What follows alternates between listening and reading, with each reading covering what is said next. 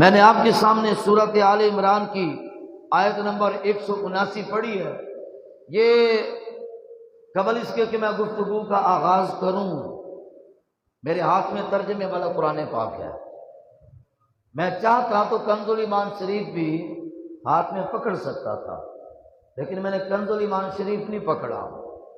یہ قرآن کریم ما اردو ترجمہ و تفسیر یہ آپ کو لکھا ہوا نظر آ رہا ہے۔ یہ سپیشل چھاپ کر حجاز مقدس میں یعنی مکہ پاک میں اور مدینہ پاک میں ہندوستان کی عوام کو یعنی پاکستان اور انڈیا کی عوام کو سپیشل تقسیم کیا جاتا ہے، اور ان کی ذہن سازی کی جاتی ہے کہ آپ نے گھروں میں جا کر یہ پڑھنا ہے، کنز الایمان نہیں پڑھنا۔ ایک حاجی صاحب گئے، اللہ ان کا بھلا کرے، وہ وہاں سے لے کر آئے، مجھے دیا، کہنے کہ جی وہ کہتے ہیں تم پڑھنا۔ میں نے کہا لو جی ہم پڑھ لیتے ہیں۔ تو الحمدللہ ہم نے پڑھا ہے، اور ان کا لکھا ہوا یہ ترجمہ اور ان کا لکھا ہوا تفسیری نسخہ آپ کے سامنے پیش کر کے میں آپ کو بتانا یہ چاہتا ہوں کہ امام الانبیاء علیہ السلام کے علم غیب کی نفی یہ صرف پاکستان اور انڈیا میں ٹر کرنے والے ڈڈو کرتے ہیں۔ آج بھی حجاز مقدس کے اندر رب العالمین کے پیارے حبیب کے علم غیب کو ببانگ دہل تسلیم کیا جاتا ہے۔ اور آپ کو دوسرے لفظوں میں بتاتا چلوں، میرا ویسے مزاج کچھ اور ہے، لیکن چونکہ نوری صاحب میرے بزرگ ہیں، میرے سر پہ بیٹھے ہیں، اور اگر ہاں جی ہمارے بزرگ ہیں، ہاں جی خادم حسین صاحب کی بنا میری اگر قمری مہینوں کے لحاظ سے دیکھا جائے تو حاجی صاحب کی شفقت سے یہ 14ویں محفل ہے۔ 2011 سے میں یہاں پر آنا شروع ہوا، اتنی پرانی ان کی محبت میرے اوپر بطور قرض کے ہے، تو ان کا مزاج کچھ نہ کچھ میرے ذہن میں ہے۔ اب جو میرا مزاج ہے نا وہ تو میں یہاں پر نہیں رکھتا، لیکن کم از کم اپنا عقیدہ بیان کرنا تو ہمارا حق ہے نا۔ ہم کسی کو کہتے کچھ نہیں ہے، ورنہ میرے مقتدی میرے صاحب ملک قاسم صاحب تشریف لائے، میرے مزاج سے ان سے بڑھ کر کون واقف ہوگا۔ الحمدللہ جب منبر پر بیٹھتے ہیں تو بری ہتھیار لے کر بیٹھتے ہیں، وہاں پر معافی کوئی نہیں ہوتی ہے، لیکن چونکہ یہاں پر صوفیاء علماء بزرگ ان جیسے حسین چہرے، تو یہاں پر کم از کم اپنا عقیدہ بیان کرنا ہمارا حق ہے۔ تو سنیے، خالق کائنات نے ارشاد فرمایا، یہ قرآن مجید کا 4واں سپارہ سورۃ آل عمران کی آیت نمبر 179، اللہ تعالیٰ ارشاد فرماتا ہے ما کان اللہ لیطلعکم علی الغیب ولکن اللہ یجتبی من رسلہ من یشاء۔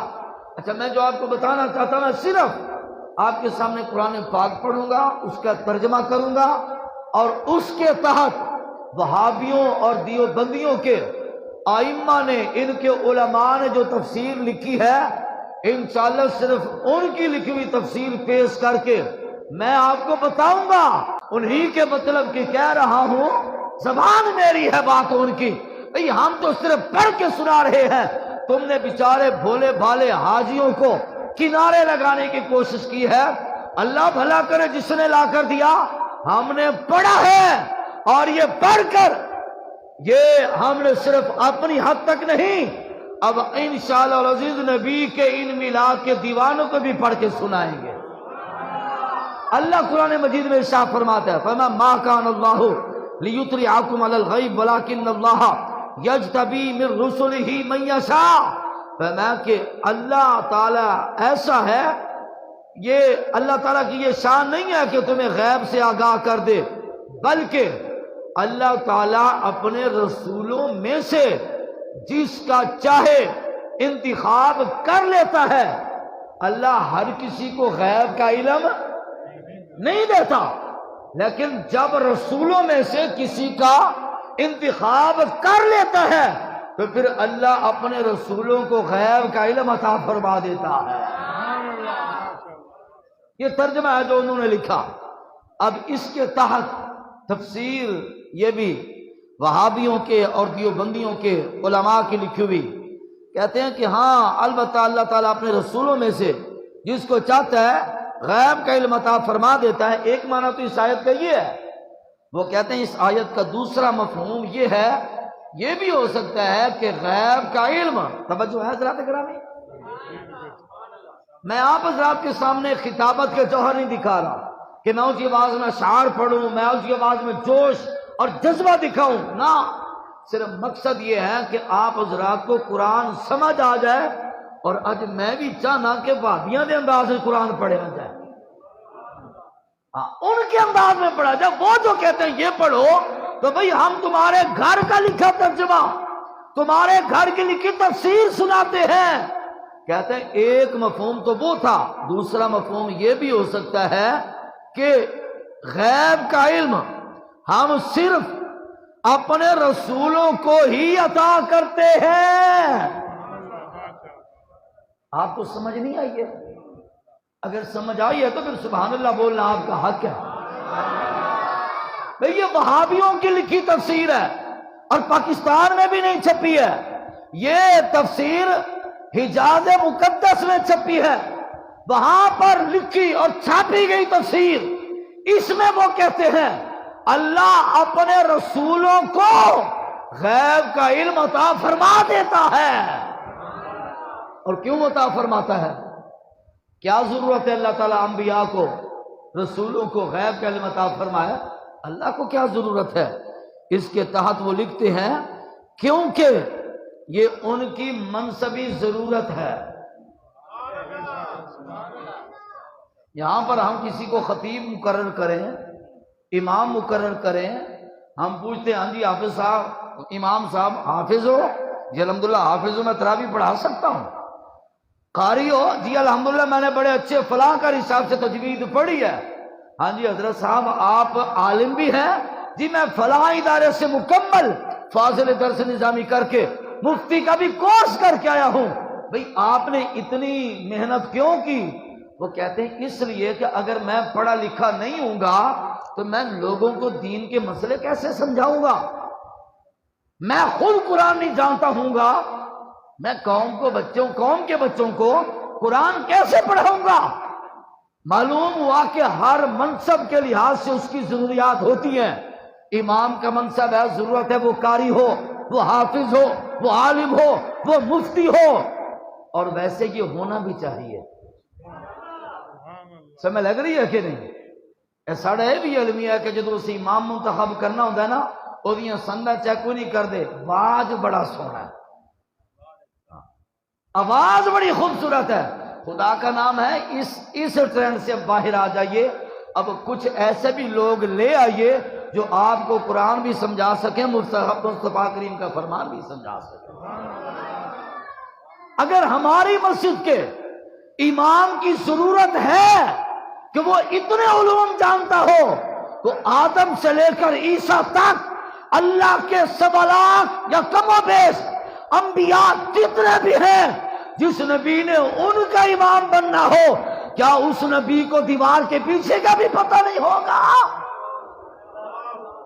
اس نبی کے لیے بھی تو کوئی ضرورت ہے نا، وہ بھی علم رکھتا ہو، اس نبی کے پاس بھی اتنی معلومات ہو کہ جتنی معلومات سارے نبیوں کے پاس ہے۔ اگر مقتدی عالم ہو اور امام جاہل ہو، وہ مقتدی اپنے امام کو قدر کی نگاہ سے نہیں دیکھے گا۔ امام کے معزز ہونے کے لیے ضروری ہے کہ جتنا علم مقتدیوں کے پاس ہو، امام کا علم مقتدیوں سے زیادہ ہو۔ جب امام کا علم مقتدیوں سے زیادہ ہوگا، وہ اپنے مقتدیوں کو مسئلہ بھی سمجھا سکے گا، راہ بھی دکھا سکے گا۔ اگر دیکھو آدم علیہ السلام کو تو خالق کائنات ارشاد فرماتا ہے وَعَلَّمَ آدَمَ الْأَسْمَاءَ كُلَّهَا، وہ آدم جو سارے آسمان کو جانتے ہیں، تو پھر ماننا پڑے گا یہ آدم کا علم ہے، تو پھر جو آدم کا بھی امام بن کے آیا ہوگا، اللہ نے اس کو آدم سے زیادہ علم عطا فرما رکھا ہوگا۔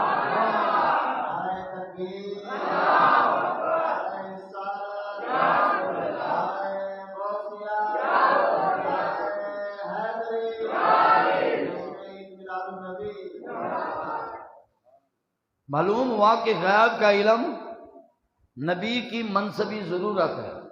اچھا اسی بات کو دوسرے انداز میں سمجھیں حضرت صاحب، جس کی منصبی ضرورت ہو کہ وہ منصب پر جائے تو ضرورت ہے کہ اس کے پاس غیب کا علم ہو.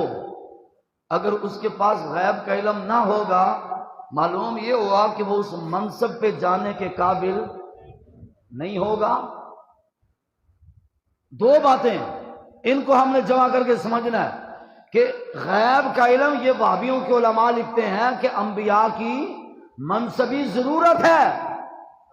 اگر منصبی ضرورت ہے تو پھر جب منصبی ضرورت کے ہوتے ہوئے وہ ضرورت پوری نہ ہو تو وہ نبوت کے منصب پر رہنے کے قابل نہیں ہے. تو بھئی تم خود لکھ چکے ہو کہ غیب کا علم ہونا نبیوں کی منصبی ضرورت ہے. تو جاہلو تم کیا سمجھتے ہو کہ اگر نبی کے پاس غیب کا علم نہیں ہوگا تو وہ تو پھر اپنے منصب پر بیٹھنے کے قابل ہی نہیں ہوں گے. تو کیا تم آمنہ کے لال کو منصب نبوت کے قابل نہیں سمجھتے؟ یہ تمہاری سوچ ہے. اگر پوچھو نا ان دیوانوں سے کہ حضرات تمہاری کیا سوچ ہے، وہ کہتے ہیں ہمارا وہی عقیدہ ہے جو امام محمد رضا کا ہے کہ خلق سے اولیاء، اولیاء سے رسول اور رسولوں سے اعلیٰ ہمارا نبی سب سے اولا والا، ہمارا نبی سب سے بالا والا، اپنے مولا کا پیارا، دونوں عالم کا دولہا. اور کیا خبر کتنے تارے کھلے چھپ گئے پر نہ ڈوبے نہ ڈوبا. یہ ہمارے نبی کی شان ہے.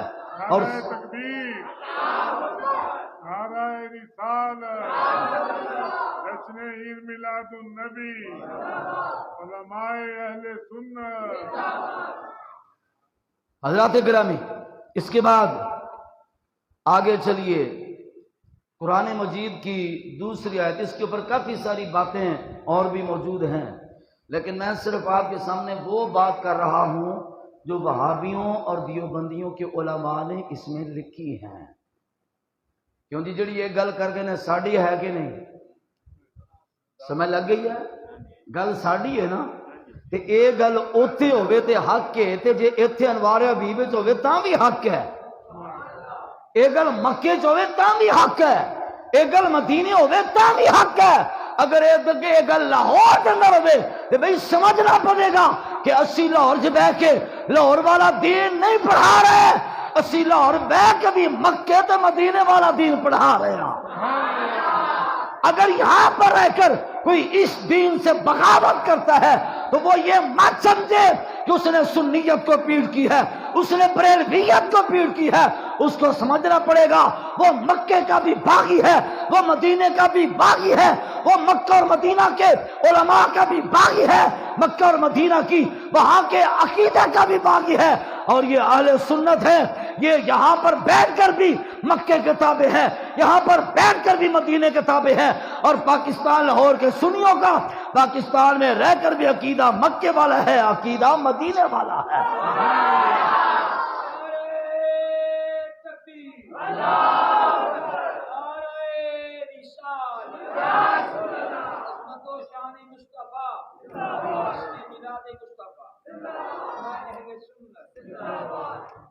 اگلی آیت مبارکہ سماعت فرمائیے جناب.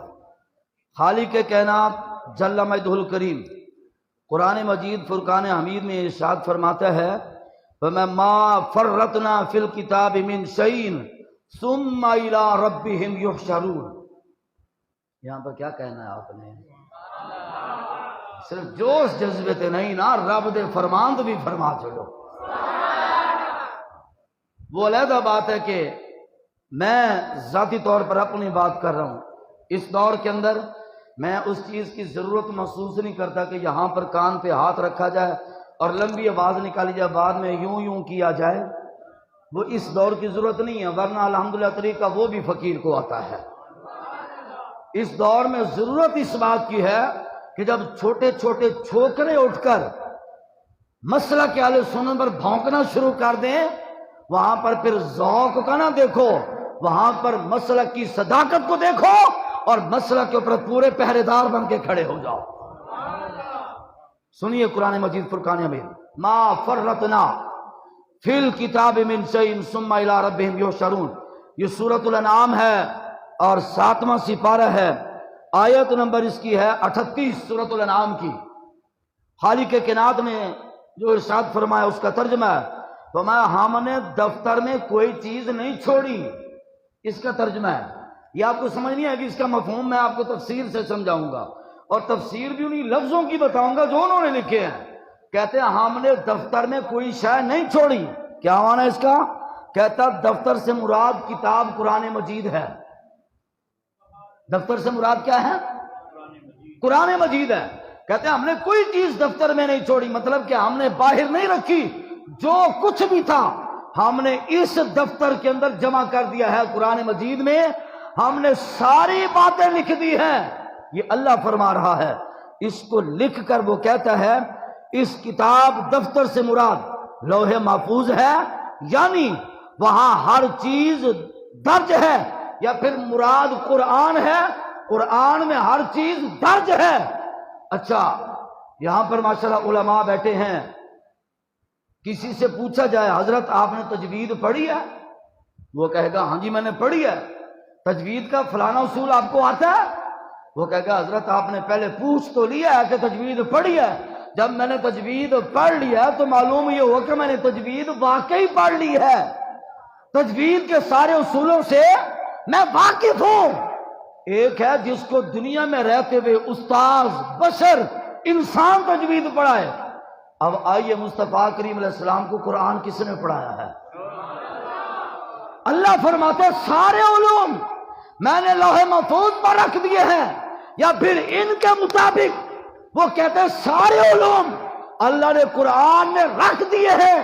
جب سارے علوم قرآن میں رکھ دیے ہیں، اب قرآن کے دوسرے مقام کو سامنے رکھ کے مصطفیٰ کریم سے پوچھئے یا خود رب رحیم سے پوچھئے مولا مصطفیٰ کو بھی کسی نے قرآن پڑھایا یا نہیں پڑھایا؟ رب العالمین ارشاد فرماتا ہے الرحمن علم القرآن، وما وہ رحمان ہے جس نے سارا قرآن مصطفیٰ کو صرف پڑھایا نہیں بلکہ رب نے سارا قرآن مصطفیٰ کو سکھا دیا ہے۔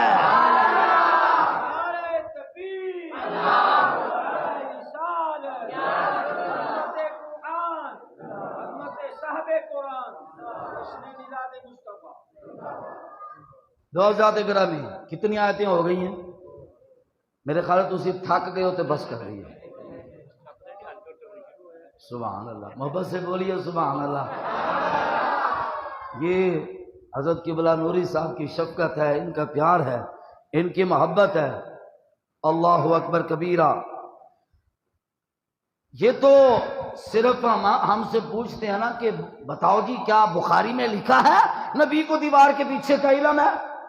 اے بخاریاں لئی پھر دینے رب نے پورا قرآن مصطفیٰ دے علم میں اتار چھڑیا ہے۔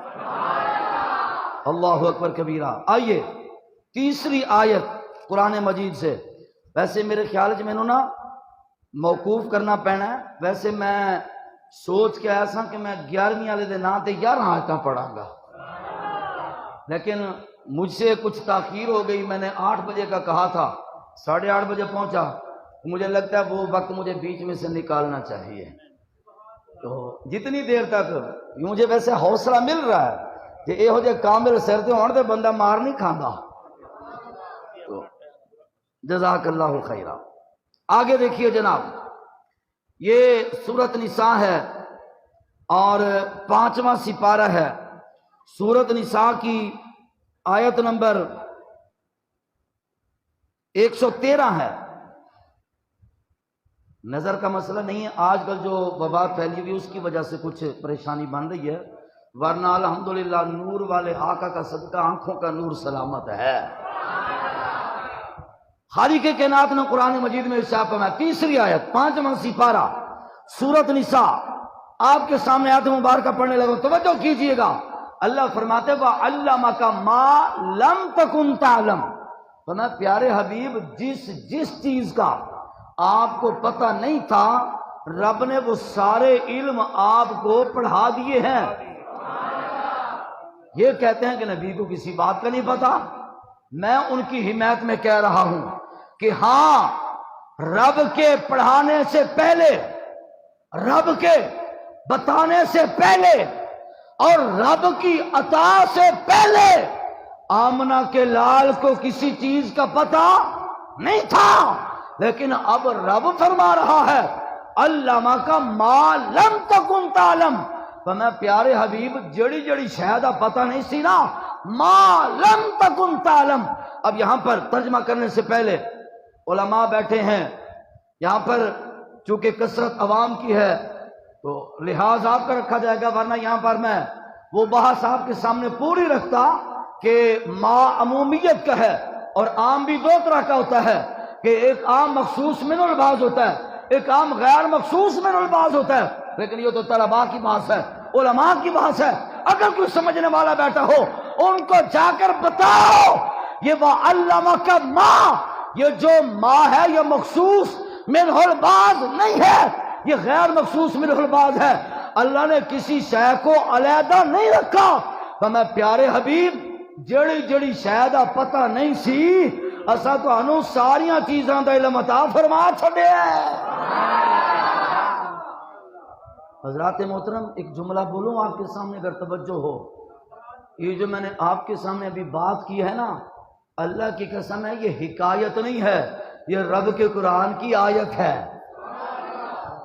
میں نے رب کا قرآن پڑھا ہے، اللہ فرماتا ہے پیارے حبیب ہم نے آپ کو سارے علوم عطا فرما دیے ہیں۔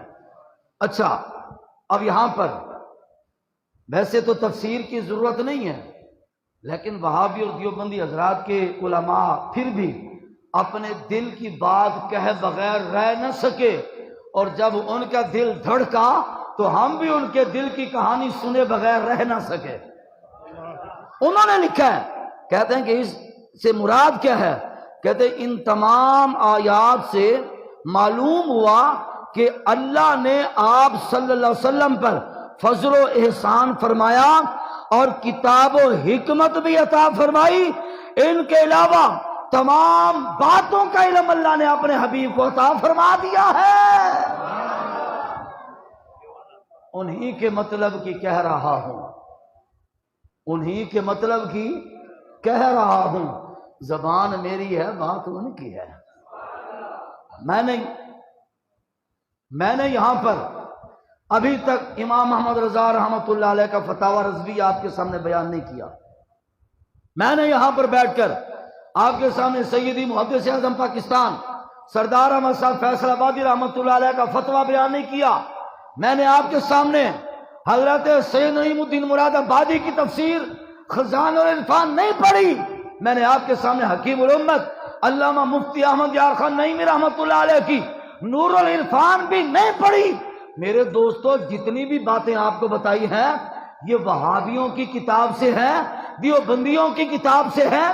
جب ان کے بڑے مان رہے ہیں اور مکے میں بیٹھ کر مانتے ہیں، مدینے میں بیٹھ کر مانتے ہیں، تو پھر آپ کو سمجھنا پڑے گا کہ لاہور میں بیٹھ کر اگر کوئی میرے نبی کے علم کا انکار کرتا ہے وہ مکے کا بھی باغی ہے، وہ مدینے کا بھی باغی ہے۔ مکے کے بھی وفادار یہ بیٹھے ہیں، مدینے کے بھی وفادار یہ بیٹھے ہیں۔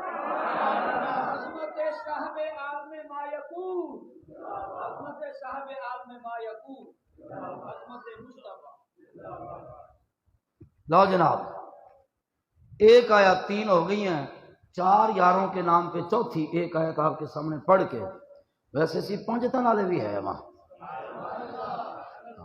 اسی 11ویں والے بھی ہیں تو 12ویں والے بھی ہیں، ہم 26ویں والے بھی ہیں، 27ویں والے بھی ہیں، اور قرآن کے 30 پاروں والے بھی ہم ہیں۔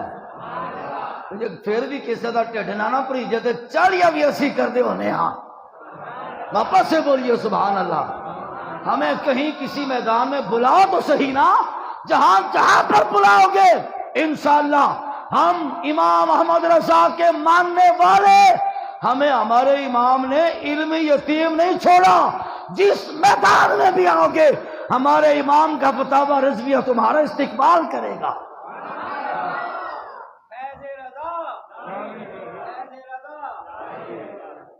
اللہ اکبر کبیرہ۔ تو جناب خالق کائنات جل وعلا کا فرمان مبارک ہے، پارہ 30 ہے، سورت تکویر ہے 30ویں سپارے کی، اذا الشمس کورت، اس کے اندر خالق کائنات ارشاد فرماتا ہے وما هو علی الغیب بضنین۔ توجہ ہے حضرات گرامی، ایک بار محبت سے فرمائیے سبحان اللہ۔ اللہ اکبر کبیرہ۔ معاف کیجیے گا آج کی اس بیماری کی وجہ سے جو صورتحال ہے۔ جی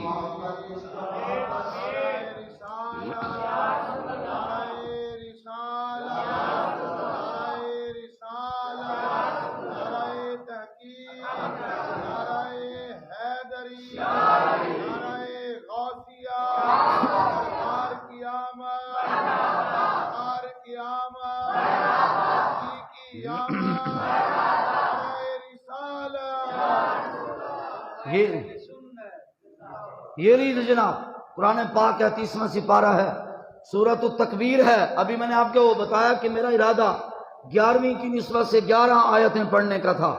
7 آیتیں میں نے موقوف کر لی ہیں، ان میں سے چوتھی آیت 30ویں سپارے میں سے آپ کے سامنے پیش کر رہا ہوں۔ فما وما ہوا علی الغیب بدنین، سورۃ التکویر ہے، 30واں سپارہ، ترجمہ جو انہوں نے وہ آپ کے سامنے پڑھنے لگا ہوں۔ اور یہ غیب کی باتوں کو بتلانے میں بخیل بھی نہیں ہے۔ وما ہوا علی الغیب بدنین، فرمایا کہ یہ نبی غیب بتلانے میں بخیل نہیں ہے۔ اللہ فرمائے کہ اس کے پاس غیب بھی ہے۔ اللہ فرمائے نبی کے پاس غیب بھی ہے، بولیے اللہ فرمائے نبی کے پاس غیب بھی ہے، اور نبی کے بارے میں رب گارنٹیاں دے اس کے پاس غیب بھی ہے، اور یہ نبی غیب بتانے میں بخیل بھی نہیں ہے۔ تو پھر بھی ہم سے پوچھتا ہے کہ نبی کے پاس کتنا علم ہے؟ اور میں تمہیں حضرت پیر سواگ رحمت اللہ علیہ، حضرت خواجہ حسن سواگ رحمت اللہ علیہ، حضرت ان کے آستانے پر ایک شخص آ گیا، ان کے آستانے پر ایک شخص آ گیا اور وہاں پر آ کر اس نے رہنا شروع کر دیا۔ اس نے دل میں یہ سوچا کہ بڑے بڑے لوگ آئے یہاں سے فیض پا کر چلے گئے، میں بھی جاؤں، میں بھی کوئی فیض حاصل کروں، مجھے بھی کچھ عطا کر دیا جائے۔ کچھ دن رہا، روزانہ وہاں پر فاتحہ شریف پڑھتا ہے، مزار شریف کی نوکری کرتا ہے، جھاڑو دیتا ہے، صفائی پہنچا کرتا ہے، لیکن بات نہیں بن رہی۔ ایک دن حضرت خواجہ سواگ رحمت اللہ علیہ کی مزار شریف پر بیٹھ کر وہ شخص کہتا ہے سرکار یہ کیا بات ہوئی؟ بڑے بڑے نکمے لوگ آئے، فیض پا کر چلے گئے، میرے اندر کمی کیا ہے کہ مجھے نوازا نہیں جا رہا؟ فاتحہ پڑھی، دعا مانگی، دل میں سوچا، اٹھ کے اپنے کمرے میں آیا، سو گیا، لیکن قسمت کا ستارہ طلوع پہ آ گیا۔ خواب میں کیا دیکھتا ہے کہ حضرت خواجہ حسن سواگ رحمت اللہ علیہ آپ اپنے مزار شریف والے احاطے میں باہر کھڑے ہیں، دیگ سامنے پڑی ہے، چمچہ ہاتھ میں ہے، اور دیگ بجا بجا کے کہہ رہے ہیں کہ جس نے لنگر لینا ہے لائن میں آ جاؤ۔ خواجہ حسن سواگ رحمت اللہ علیہ آوازیں دے رہے ہیں، اس کو بھی کسی نے آ کر کہا کہ وہ خواجہ صاحب لنگر بانٹ رہے ہیں، آ جاؤ چلے لنگر لینے۔ اب وہ ادھر بھاگا ادھر بھاگا، لنگر لے تو کس چیز میں لے؟ لنگر لینے کے لیے برتن بھی تو ہونا چاہیے، کس چیز میں جا کر لنگر لے گا؟ وہ ادھر ادھر بھاگا، کچھ نظر نہیں آیا، اس کمرے میں گیا، اس کمرے میں گیا، ادھر گیا، آخر کار نظر پڑی وہاں پر ایک پلیٹ پڑی ہوئی تھی، لیکن پلیٹ دھلی ہوئی نہیں تھی، صاف نہیں تھی۔ وہ پلیٹ پکڑی، لین میں لگ گیا، کہتا ہے جیسی کیسی ہے، کم از کم خواجہ صاحب کا فیض تو ملے گا نا۔ وہ لائن میں کھڑا ہو گیا، لنگر بٹ رہا ہے، خواجہ صاحب عطا فرما رہے ہیں، چلتے چلتے چلتے چلتے جب اس کی باری آئی نا تو یہ اپنی وہ بغیر دھلی ہوئی پلیٹ جس کے اوپر 82 سالن چپکا ہوا تھا، وہ خواجہ صاحب کے سامنے یوں اس نے کیا نا تو خواجہ صاحب نے اس کو یوں تھپکی دے کر کہا کہ پتر ہے اسی دیندے سارے وہاں پر برتن صاف ہونا چاہیے ہے۔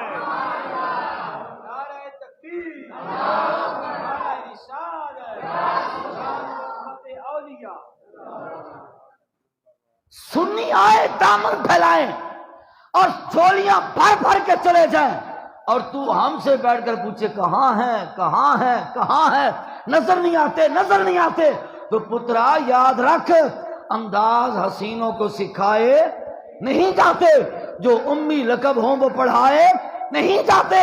ہر کسی کا حصہ نہیں دیدار محمد. اے کملیا ابو جہل کو محبوب دکھائے تجھے سمجھ نہ آئے تو یہ مت کہے کہ مصطفیٰ کیا دے سکتے ہیں. ان کے پاس کتنا علم ہے وہ دیوار کے پیچھے جانتے ہیں یا نہیں جانتے. تجھے چاہیے کسی کامل کے قدموں میں آ اور کوئی نہ ملے میرے داتا حضور کے قدموں میں آ, سینہ صاف ہو جائے گا, جھولی بھر جائے گی. آئیے حضرات گرامی 4 آیتیں ہو گئی ہیں آپ کے سامنے. اب ایک حدیث پاک پھر وہ سارے ستونگڑے اور چھوکرے جو بیٹھ کر بند کمروں میں کلپ بنا کر سوشل میڈیا پہ وائرل کر دیتے ہیں, کہتے ہیں جی کسی کے پاس کچھ نہیں ہے, بس صرف عالم الغیب اللہ ہے. اچھا بلے عالم الغیب اللہ ہے, لیکن جب اللہ کسی کو دے تو کوئی روک بھی نہیں سکتا ہے. یہ حدیث پاک ہے.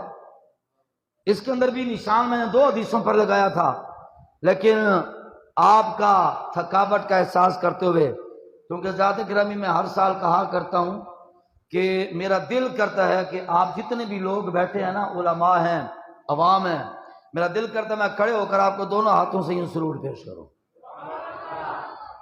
لوگ سال بعد ایک محفل مناتے ہیں, یار تو سب پورے دے پورے 12 پھول سجا چھڑے. یہ چھوٹی موٹی بات نہیں ہے, یہ بہت بڑا کام ہے. اور پھر اس میں بڑے, میں تو ایک نکما سا طالب علم طفل مکتب ہوں, میرے پاس تو علم کا دعویٰ بھی نہیں اور نہ ہی میں عالم ہوں. میں تو بس ان جیسے صوفیاء اور بزرگوں کے اور علماء کے جوڑے سیدھے کرتا رہتا ہوں, تو رب نے مجھے بھی یہاں بٹھا دیا. جتنے علماء آپ نے بلا رکھے سارے علماء, میں نے اشتہار دیکھا, بھائی جان نے بھیجا تھا, بڑے خوبصورت علماء آپ نے بلا رکھے. اللہ تعالیٰ سب کو سلامتی عطا فرمائے.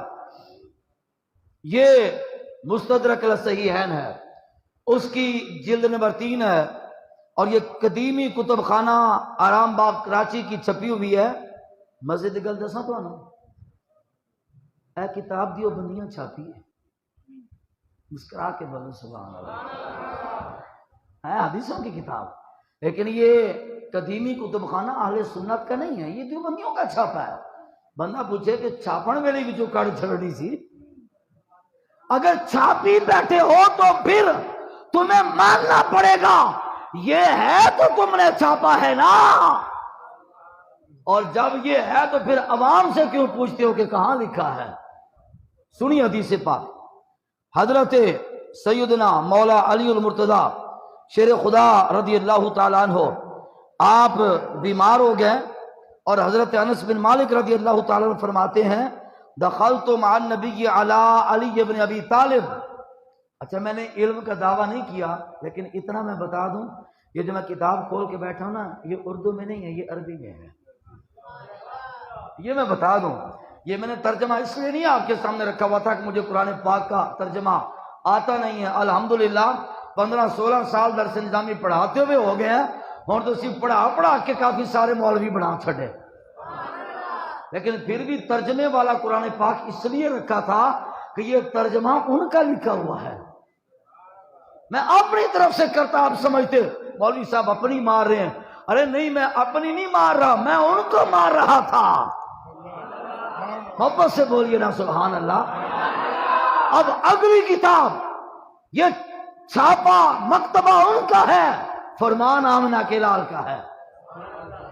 حدیث مصطفیٰ سنی عقیدے کی ہے. حضرت انس بن مالک رضی اللہ تعالیٰ عنہ حدیث پاک کے راوی فرماتے ہیں دخلت مع النبی علی علی بن ابی طالب, فرماتے ہیں کہ میں حضرت علی کے گھر رسول اللہ کے ساتھ چل کر گیا.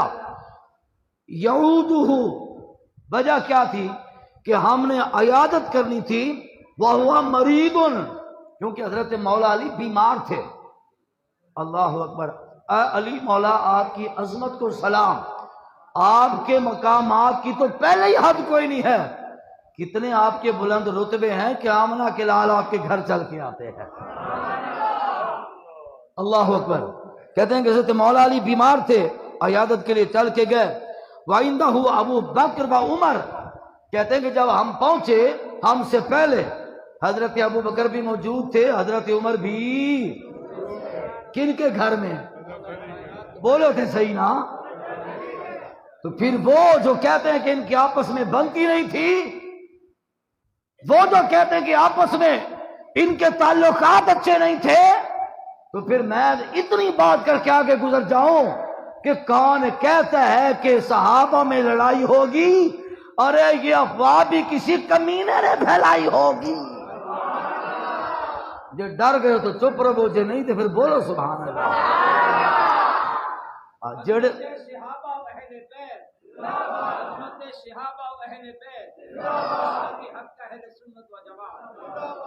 چلے جانے کے بعد رب وارث ہے، جب تک بیٹھوں کوئی خیر بجے تو میں حاضر ہوں، لیکن کم از کم صحابہ کی عظمت کا نعرہ ڈھیلے تو نہ لاؤ نا۔ حیدری ملنگ بیٹھے ہو، حیدری بڑھ کے بولو سبحان اللہ۔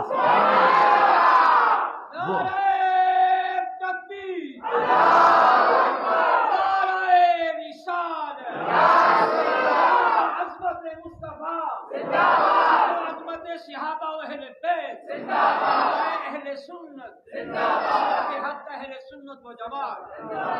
فیضان فقیہ اعظم، فیضان فقیہ اعظم، ہمارا سب کا فیضان سبحان اللہ، لیکن ساتھ فیضان رضا۔ فیضان رضا جاری رہے گا۔ اسی فقیہ اعظم دے بھی نوکر ہاں، محدث اعظم دے بھی نوکر ہاں، مفتی اعظم دے بھی نوکر ہاں، لیکن ساڈا جتھے دل جھکدا ہے وہ بارگاہ امام محمد رضا۔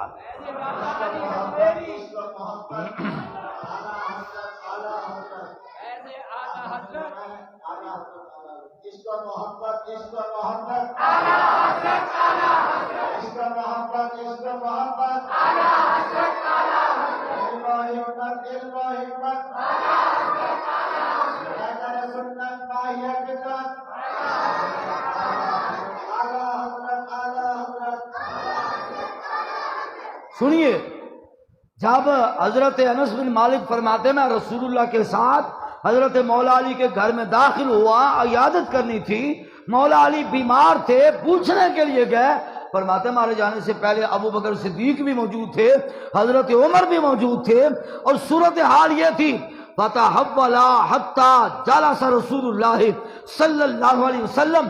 جب آمنہ کے لال کی جلوہ گری ہو گئی نا، حضرت صدیق اکبر بھی کھڑے ہو گئے، حضرت عمر بھی کھڑے ہو گئے۔ کہتے ہو جشن آمد مصطفیٰ تم نے منا لیا، کھڑے ہو کر رسول اللہ پر درود و سلام کیوں پڑھا؟ میں نے کہا کملے آمد مصطفیٰ پر حضرت ابو بکر بھی کھڑے ہوئے، حضرت عمر بھی کھڑے ہوئے۔ ابھی تو ابتدائی عشق ہے، روتا ہے کیا؟ آگے آگے دیکھیے ہوتا ہے کیا۔ صرف آپ حضرات کی تھکاوٹ کا احساس ہے، ورنہ میرا تو دل کرتا ہے محفل سجی رہے، صبح فجر پڑھ کے جائیں، لیکن گھبرائیں نہیں، انشاءاللہ آپ کو جلدی لنگر پیش کر دیں گے۔ جی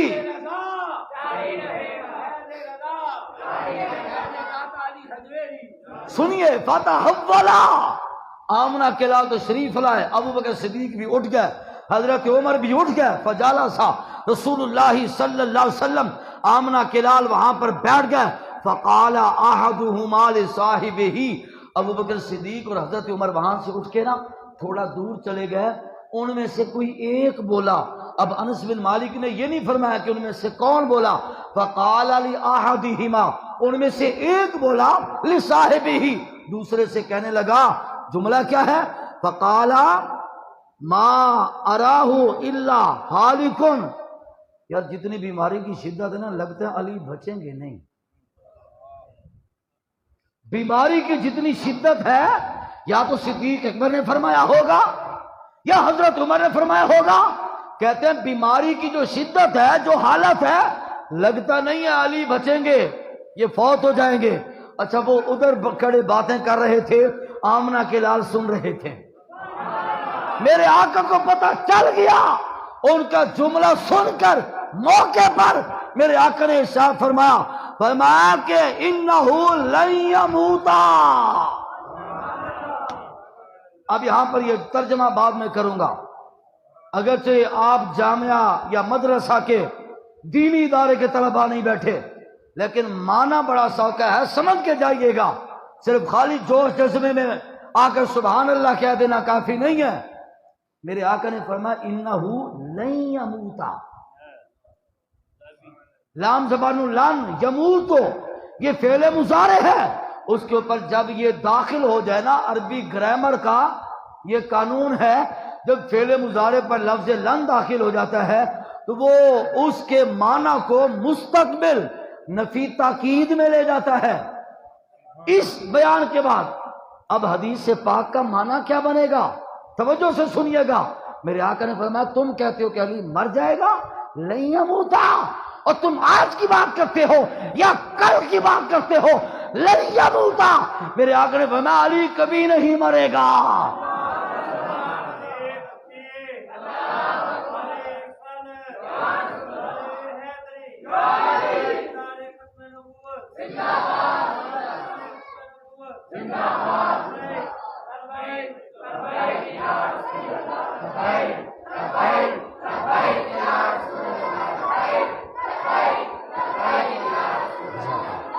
فَإِنَّهُ لَن يَمُوتَ، تم آج کی بات کرتے ہو، تم کل کی بات کرتے ہو، تم 2 دن 4 دن ہفتہ 10 دن کے بعد کی بات کرتے ہو، لن یموتا، میں ہمیشہ کے لیے تمہیں بتا کے جا رہا ہوں اور زبان حق سے بتا کے جا رہا ہوں، زبان نبوت سے، زبان رسالت سے بتا کے جا رہا ہوں، انہو لن یموتا، علی نہیں مرے گا۔ کیوں نہیں مرے گا؟ فرمایا یہ بات سنو، انہو لن یموتا الا مقتولا، فرمایا بیماریاں نہیں ماریں گی، علی کو شہید کر دیا جائے گا۔ تم کہتے ہو کہ علی اس بیماری میں مر جائیں گے، فرمایا کہ نہ، علی کو شہید کر دیا جائے گا۔ حضرات گرامی، وہ تو پوچھتے ہیں کہ دیوار کے پیچھے کا پتہ ہے یا نہیں ہے؟ میرے کریم آقا صلی اللہ علیہ وسلم کی تو یہ شان ہے کہ سر عرش پر ہے تیری گزر۔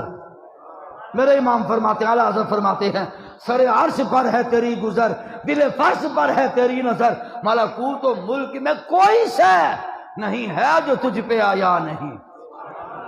حضرات گرامی، اب صرف 2 حوالے آپ کے سامنے، یہ کتاب آپ کے سامنے میں لے کر بیٹھا ہوں، اس کتاب کا مصنف ہے دیوبندی مسلک کا پیشوا، جس کو دیوبندی حکیم الامت کہتے ہیں، اشرف علی تھانوی۔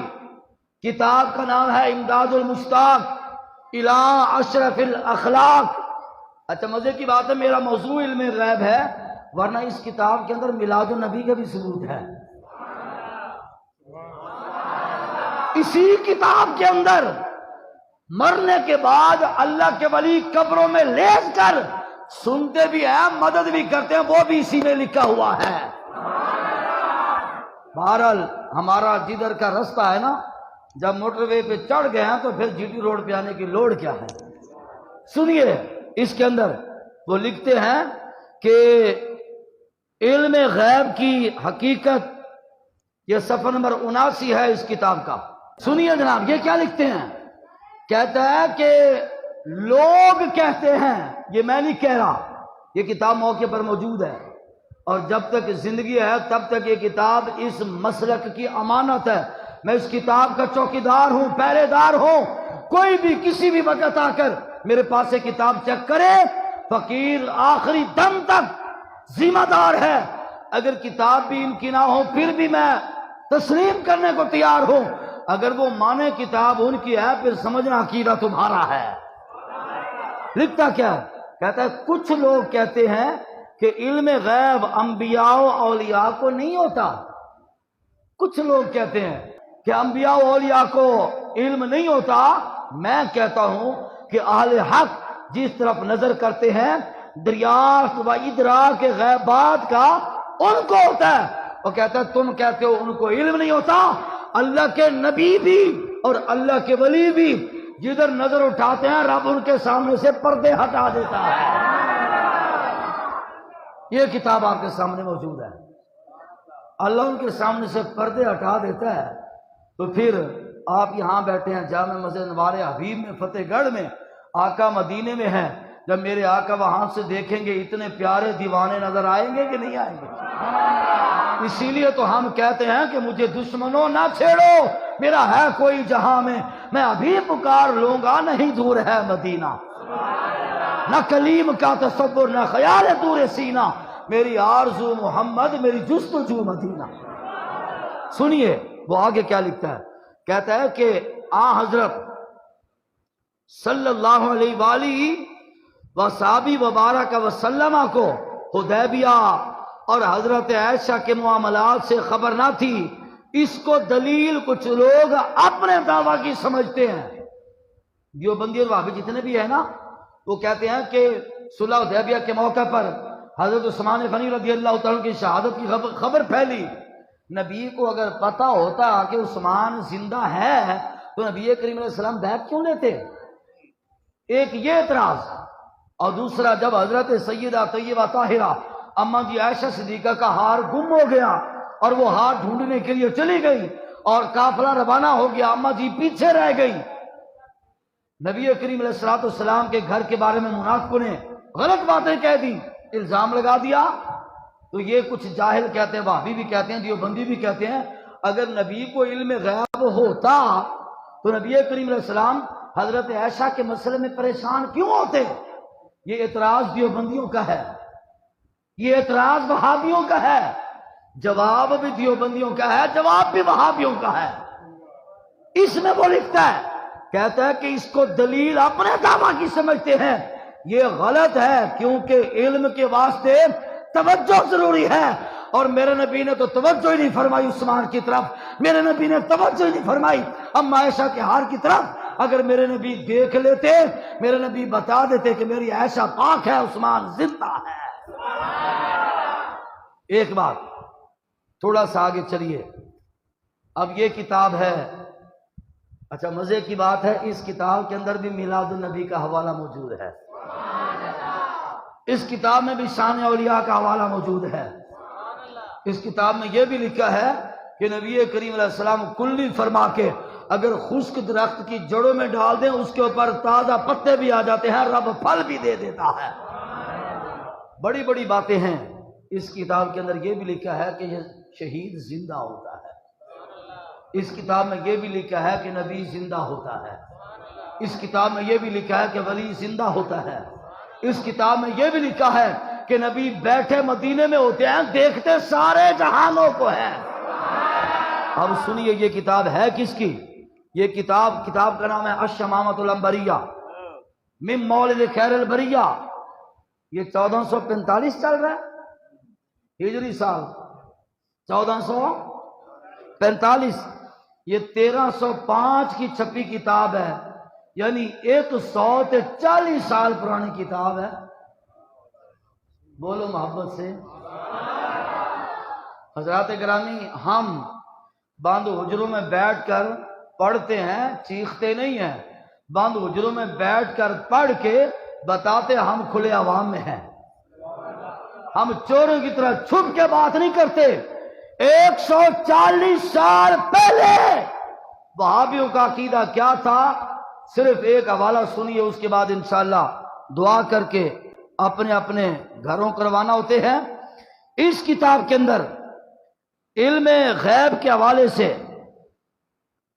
صفحہ نمبر 72 کے اوپر اس کے اندر وہ لکھتا ہے کہ بدر کے دن جب نبی کریم رؤوف رحیم، اب یہ جو آپ کے سامنے میں حوالہ دے رہا ہوں نا، یہ حوالہ بخاری شریف میں موجود ہے، یہی حوالہ مستدرک کے اندر موجود ہے، حدیث کی درجنوں کتابوں میں یہ حوالہ موجود ہے، لیکن وہ سیانے کہتے ہیں کہ الفضل ما شاہدت بہ الاعداء، یہ معنی پنجابی چاہیے ہوئے کہ جادو وہ جڑا سر چڑھ کے بولے۔ بخاری کی حدیث تو ان بزرگوں کے لیے، آپ کے لیے، علماء کے لیے، ہمارے لیے، وہ جو ہے نا دوسرے طبقے والے وہ کہتے ہیں نہیں ہمارے علامہ صاحب نے یہ کہا، میں نے کہا جو تمہارے نے کہا وہ پڑھ کے سنا رہا ہوں۔